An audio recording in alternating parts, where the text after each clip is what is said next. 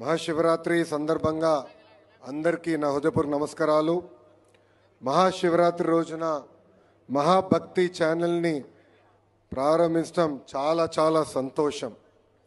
ఈ కార్యక్రమానికి ప్రత్యేకతగా వచ్చిన నిరంజని పీతాధీశ్వర స్వామీజీ శ్రీ శ్రీ శ్రీ మహా మండలేశ్వర కైలాస నందగిరి మహారాజ్కి నా హృదయపూర్వక నమస్కారాలు.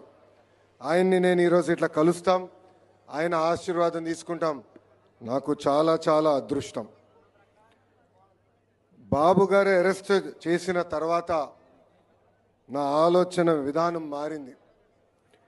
శివుడిపై భక్తి చాలా చాలా పెరిగింది. రాముడులాగానే కాదు, కొన్నిసార్లు శివుడిలాగా ఉండాలని బలంగా నాలో నమ్మకం పెరిగింది.